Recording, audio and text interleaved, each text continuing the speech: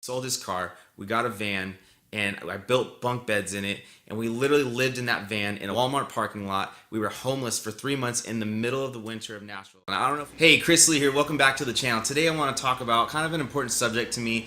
It's about overcoming the imposter syndrome. If you don't know what the imposter syndrome is, it's basically if you wanted to talk about either a passion, a hobby, or maybe even your online business, and you feel like you don't really have the space to talk about it, or any relevancy to talk about it, or enough knowledge to talk about it. But the truth is you do, and I want to give you 6 tips to overcome that. I want to talk about where that stems from and how we realize it and then overcome it. Stick around.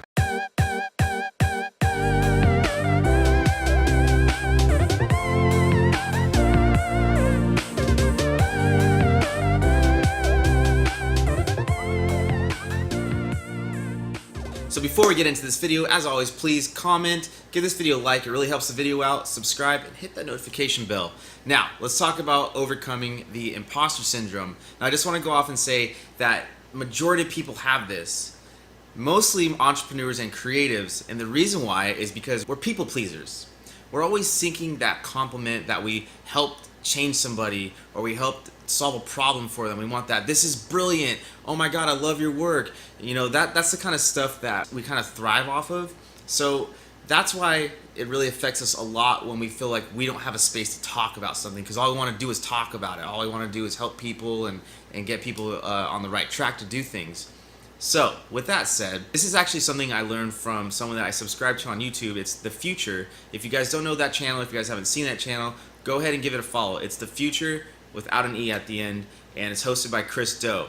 Now, Chris Do is a brilliant person. He actually did a video on the imposter syndrome. He has a few videos actually, but this one in particular, he had a guest speaker with him, and they were saying some stuff that just really like broke through for me. My mind was blown.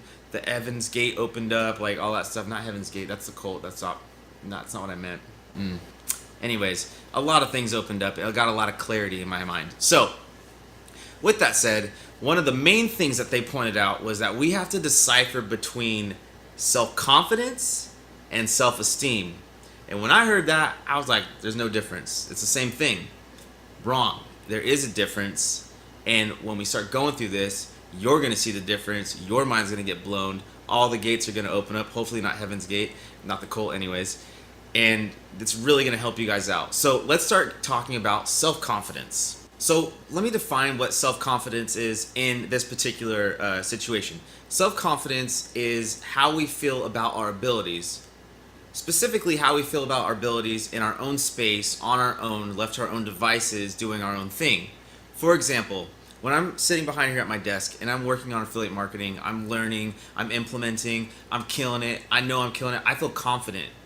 Just as much as, let's say you do graphic design, or you do music, or you are golfing or fishing, whatever it is that you do, you know you're good at in your own space. You're practicing, you know, you're learning a lot and you're implementing. You're just like, wow, I'm getting this down. Like, I feel confident. Like, I could actually participate in conversation with this. I could actually participate in doing the activity with other people, and I know I'd do good.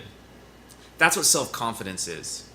Now, self-esteem is a totally different monster, because self-esteem is how we feel about our abilities in front of our peers. Because what happens is that we end up comparing ourselves to the other people around us that do what we do, and that puts us in a negative space. So what's basically happening is that we're interjecting how other people think or feel about us, and we're actually portraying that as being true.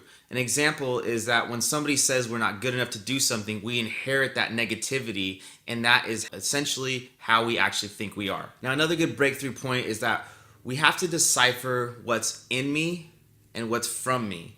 And what do I mean by that? So essentially what I'm talking about is when you go into your confident space, like in this area right now, no one's here, I'm just talking in front of the camera, I feel confident right now.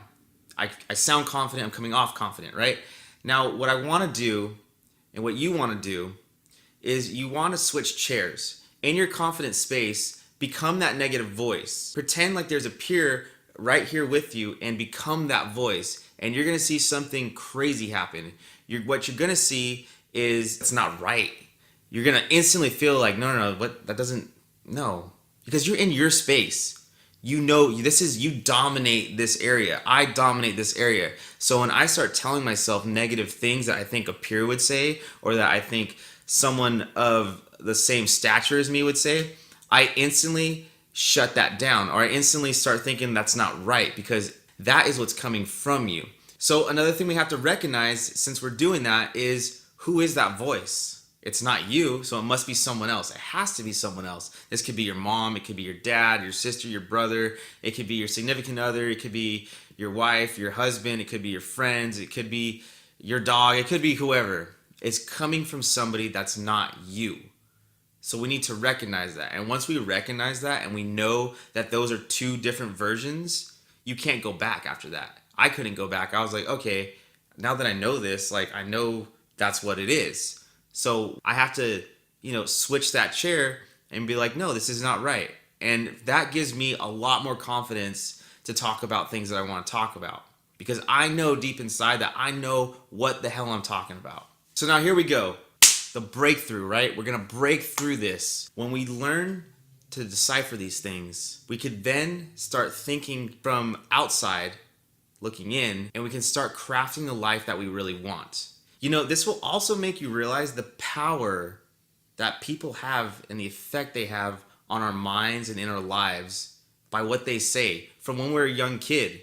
If your mom tells you, honey, you shouldn't be doing that, be safer over here, you're inherently getting, I really believe this becomes a part of your DNA. You become a safe person. You're like, oh, safe is the way to be. That's what my mom taught me. That's mom knows best, So, there's all these things like, oh, don't take risks, like go to college, do this thing, be safe.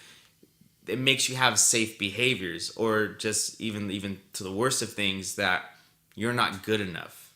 You'll never amount to anything. You don't know what you're talking about. Since when did you become a business person? These kinds of things, they put negative thoughts in you, and it becomes a part of who you are, and you become a sinking ship. So now that we know what it is, the difference between self-confidence and self-esteem, and where it's stemming from, let me give you 6 tips on how to overcome this. And I just want to mention before I get into these tips that, remember, you're not alone. Actually, factually, it's 70%, doesn't make sense, 70, whatever. There is 70% of the population that deals with this on a daily basis. I deal with it. Probably not as much anymore, but like the more success you have, the more it probably diminishes. Actually, no, it probably heightens the more success you have, because now there's more pressure on you. But everybody deals with this, about 70% of the population of the world. So tip number 1 is you need to surround yourself with better influences, better people around you, more like-minded people. You ever heard that saying, you're the sum of the 5 most important people in your life? Well, it's very true. If you are not surrounding yourself with the right people, you are not going to achieve the things that you want. Now, what are the kind of people I'm talking about? It could be a mentor. I have a mentor. He definitely helps me out a lot. Finding mentors is a really huge advantage of doing this. I know when I found mentors, I have a couple mentors, but I have my main mentor for affiliate marketing, and I really like what he says. I love his Facebook Lives. I love the videos he puts out. His personality really resonates with me. He's a positive influence in my life, and therefore everyone else within that group is a positive influence in my life. And so those are the things that I like being around. They really reinforce the things that I want to do and the things I want to talk about, the things I want to make. So definitely mentors help. Being around like-minded people. So say if you want to start an online business, definitely find groups of people either on Facebook, or you can watch YouTube videos, follow certain channels. So all you do is fill your space, your world with that vibe, with that energy, because when you do that, those are the things that consume your life. Now, if you are still hanging out with the dude that just wants to go out clubbing all the time, go out drinking all the time, maybe all they do is go to work, go home, they smoke, and they just kind of veg out on the couch, like, that's all cool, that's all fun.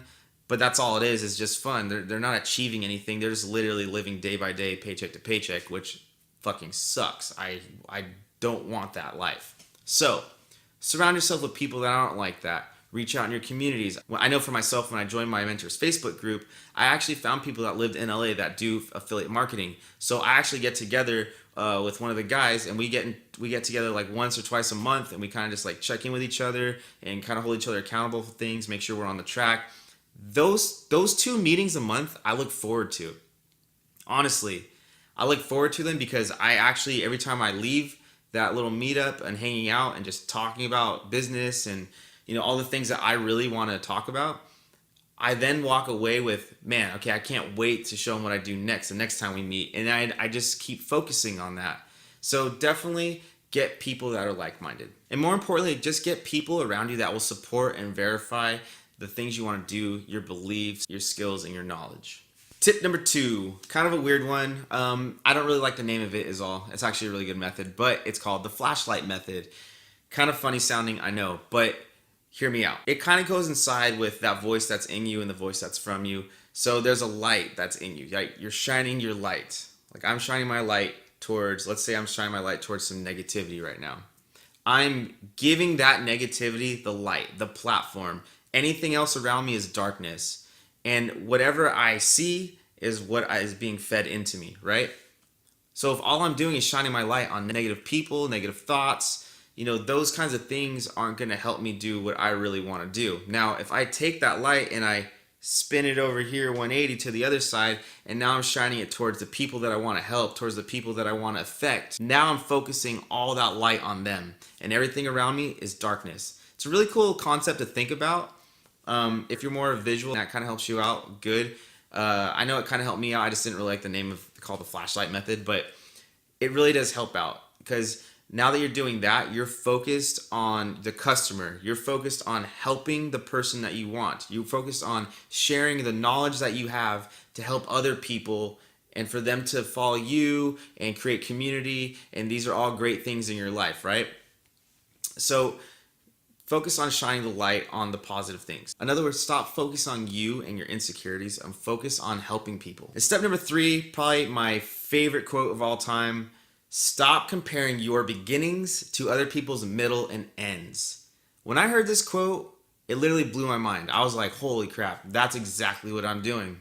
And I shouldn't be doing that. They're right. I should not be doing that. Like that is a whole nother league that I'm not even there yet. Why am I even trying to compare myself to that? So stop doing that. If you're just beginning like me, I'm kind of just beginning in my online business. I'm very, very beginning if I want to compare myself to like any huge affiliate marketer on here, but I can't do that because they've been doing something, they've been crafting something over a 2 or 3 year span, whereas me, I'm in my first year. So like apples and oranges, you know what I mean? So stop doing that. And what you should do, if you should actually look up to them, figure out what they're doing and reverse engineer that shit and use it, implement it, figure out what they do, subscribe to them, follow their emails, and that's how you're going to get to their level because they're just doing what they see from other people too. They're looking at the guy ahead of them, be like, what are they doing? And they implement that. Anyways, reverse engineer. But let me move on to talking about modeling and ripping off. So if we just model, don't rip off. Do not rip off. Now, for example, since I'm talking about ripping off, I saw a video on The Future talking about this imposter syndrome video, right?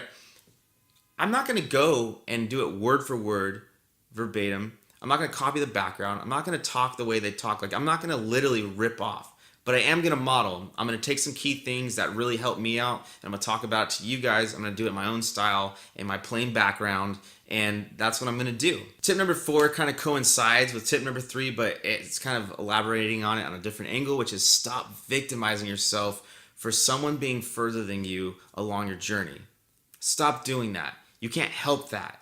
But what you can help is being you and keep getting more knowledgeable and keep implementing and keep taking action and then sharing that and helping other people. That's what you can do. Be valuable to the community that you want to be in. So tip number 5 is if it doesn't help you, get rid of it. Cut it out.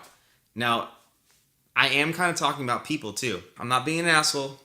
What I am saying is if there's negative people in your life and they're not helping you achieve what you want to achieve, or they're just trying to distract you from what you want to achieve, you need to cut them out. I'm sorry to say it, and if that makes me an asshole, then I'm an asshole, whatever, but I have my life to live. I have things that I want to achieve, and I can't just be holding on to this bag of bricks because I might hurt someone's feelings or I'm afraid of what they might think of me. No, fuck that. I'm over that. I don't want to deal with that. I have my life to live. I have certain goals that I want to do. I have a life that I envision and I want to achieve. So I'm going to do it. And if they don't fit into that, then that sucks. And I'm sorry. I don't know what to say. But I'm definitely not going to hold back my potential because of them.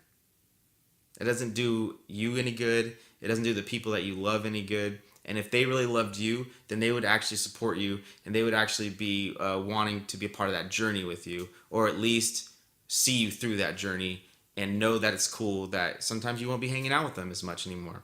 But it goes beyond people. It could be habits that you have. Like if you like smoking weed at night and like hanging out, or even throughout the day, you might need to cut that out. If that's not helping you be productive in what you want to do, or if you like going out and having Sunday brunch and drinking all day, like you might have to cut that out for expenses and for the fact that you're wasting time. Or if you like just not even with drugs and alcohol, maybe it's just like I like watching Netflix throughout the night, or I like going out to restaurants all the time, or I like spending time, with my girlfriend a lot. Now, this is actually something I can relate on because my girlfriend gets sometimes sick and tired of me. She'll come home and be like, oh my God, you're still working? And yeah, I am still working. I'm sorry. I'm crafting a life for us. My bad. No. But really, like, she understands though. She understands that like I'm trying to pursue something on my own and it takes a lot more effort than just going to a 9-to-5. So luckily she's very cool like that. But those are some things that you kind of have to cut out. Some things that you have to sacrifice. If it's not helping you achieve what you want to achieve, you just got to cut it out. And I'm not telling you to break up with your girlfriend. I'm not advocating that at all. But what I'm saying is to have a healthy conversation and let it be known that, I need to concentrate on this sometimes more than normal. A lot of the times more than normal. And if they're not okay with that, that's kind of a problem because that means they don't want you to try and achieve something bigger than yourselves, which is really kind of weird and kind of sad. But if that's the case, maybe it wasn't meant to be. But probably not. They'll probably be really cool about it most of the time. So my last tip, number 6, and it's probably the hardest one to do because a lot of people like to be negative Nancy's, but it's finding the positive in any situation. And this is really hard for people, but you need to find the positive in any situation. Let me give you a couple examples. Let's say that you live in a city like I live in Los Angeles, where you can just get a parking ticket at any notice for any time for whatever reason because the signs are crazy. But sometimes there's a positive in that, in the sense that, okay, I got this ticket. Well, I know never to park in this area around this time on this day. So that is a future ticket that I won't ever get again. You start taking note of these things and they're actually good life lessons. Now, if you want a real example, let me get real with you for a second. Let me give you the example of when I was living in Nashville. And I know I mentioned this story in another video, but I'm going to do it again because if this is your first time watching this video, then here's the story. So when I was in Nashville, I was doing music out there, and I was in the middle of recording an EP. It was like 5 songs. And at the same time, my lease was ending for the apartment, and I really wanted to move back to California anyways. But all this stuff was happening at the same time. I wasn't going to go renew a lease and be there for another year that I didn't want to be there anymore. But I also wanted to finish recording. I had to pay producers, mixing and mastering and all this stuff. So what the hell was I going to do?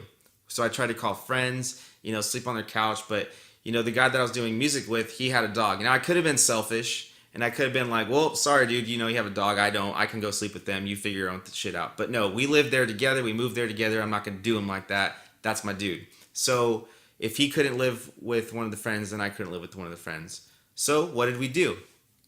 We thought outside the box and we just did what had to be done, which is we sold his car, we got a van, and I built bunk beds in it, and we literally lived in that van in a Walmart parking lot. We were homeless for 3 months in the middle of the winter of Nashville. And I don't know if you've ever been in a winter in Nashville or anywhere near the South, but it gets fucking cold.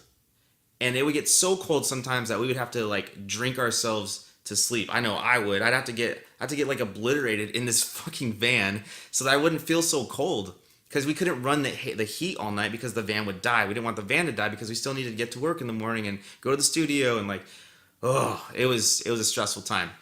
But the positive in that, I had to look at a positive. 1, this is going to be a badass story someday. 2, I don't have to pay for rent. So now I'm making more money. I can put towards more recording time. And not only that, I'm also saving money to go back to California. And the last one is that we would get off work and we didn't have anything to do. We didn't have a TV to watch. We didn't have like anywhere to go, anywhere to be. So we would just sit in the van and we would just write more songs and create more material. And because we were such in a vulnerable place at that time, we wrote some really good damn songs, right? So there's definitely a silver lining. If I can make a silver lining out of being homeless in the winter, then you guys can definitely make a positive situation out of a negative situation. So that's all the tips that I have for this. So that's going to do it for this video. Hopefully you guys got something out of this. It really helped you out. If you guys have a cool story, go ahead and comment below. Or if you guys feel like I missed something or you really like something, just let me know. Comment below. I want to interact with you guys. I want to engage. Like I said before, don't forget to subscribe, hit the notification bell, and leave a comment and like the video. My name's Chris Lee. That's going to do it for this. I'll see you guys in the next video. Peace.